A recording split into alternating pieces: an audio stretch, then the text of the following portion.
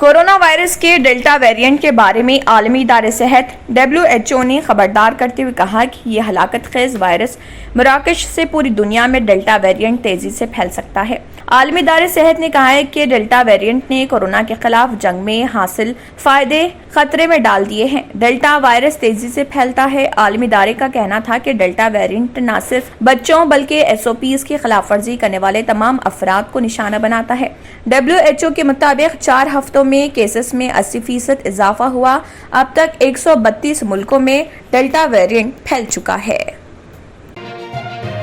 Editor in chief Sudarshan TV Suresh Chavhanke کے خلاف مبینہ قبائلی اور مینا طبقات کے جذبات کو ٹھیس پہنچانے کے ایک معاملے میں FIR درج کر لی گئی۔ مذکورہ مقدمہ راجستھان آدیواسی مینا سیو سنگھ رکن گراج مینا کی جانب سے کی گئی شکایت پر درج کیا گیا۔ اس ساری معاملے کی شروعات 21 جولائی کے روز ہوئی تھی جب امرگڑھ ضلع پر لہرائے جانے والا بھگوا پرچم اتار دیا گیا تھا۔ انڈین ایکسپریس کی خبر کے مطابق ہندو گروپس نے الزام لگایا تھا کہ پرچم کو اتارنے کا ذمہ دار مینا کمیٹی ہے۔ اس واقعے پر ردعمل پیش کرتے ہوئے editor in chief Sudarshan T V نے قبائلی اور مینا طبقات کے خلاف مبینہ توہین آمیز تبصرہ کیا تھا۔ لیفٹیننٹ گورنر منوج سنہا نے کہا ہے کہ جموں کشمیر حکومت کو عالمی وبا کورونا وائرس کے خلاف لڑائی میں مرکزی حکومت کی مکمل حمایت حاصل ہے۔ انہوں نے کہا کہ مرکزی حکومت نے ویکسینیشن کی 6.5 لاکھ خوراکوں کے بجائے جموں کشمیر کو 16 لاکھ سے زیادہ خوراکیں فراہم کی ہیں۔ ایک سرکاری ترجمان نے تفصیلات فراہم کرتے ہوئے کہا کہ لیفٹیننٹ گورنر منوج سنہا نے جموں کشمیر کے Covid task force deputy commissioners اور ڈسٹرکٹ SSP کے ساتھ منعقدہ ایک میٹنگ کی صدارت کی۔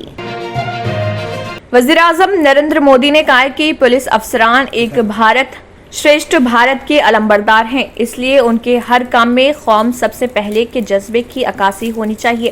حیدرآباد پولیس اکیڈمی میں زیر تربیت انڈین پولیس سروس کے ٹرینروں سے خطاب کرتے ہوئے مودی نے کہا، آپ کو ہمیشہ یاد رکھنا ہوگا کہ آپ ایک بھارت شریشٹھ بھارت کے علمبردار ہیں، اس لیے آپ کے ہر ایکشن، آپ کی ہر سرگرمی میں قوم سب سے پہلے، ہمیشہ پہلے کا جذبہ جھلکنا چاہیے۔ انہوں نے ٹرینی افسران سے کہا کہ وہ ایسے وقت میں پولیس سروس میں شامل ہو رہے ہیں جب ملک میں ہر میدان اور ہر سطح پر تبدیلی کی لہر جاری ہے۔ انہوں نے کہا کہ آپ کے کیریئر کے آنے والے 25 سال ہندوستان کی ترقی کے سب سے اہم 25 سال بھی ہونے والے ہیں، لہٰذا آپ کی تیاری، آپ کا مزاج اس بڑے ہدف کے مطابق ہونا چاہیے۔ مقبوضہ مغربی کنارے میں غیر قانونی اسرائیلی بستیوں کے خلاف پرامن احتجاج پر اسرائیلی فورسز نے طاقت کا وحشیانہ استعمال کرتے ہوئے سینکڑوں فلسطینیوں کو زخمی کر دیا۔ رپورٹس کے مطابق اسرائیلی فورسز نے پرامن احتجاج کرنے والوں پر آنسو گیس کی شیلنگ کی اور گولیاں بھی چلائیں، جس سے 270 فلسطینی زخمی ہو گئے۔ اطلاعات کے مطابق زیادہ تر افراد آنسو گیس کی شیلنگ کی وجہ سے زخمی ہوئے۔ تقریباً 50 فلسطینی ربڑ کی گولیاں لگنے سے زخمی ہوئے۔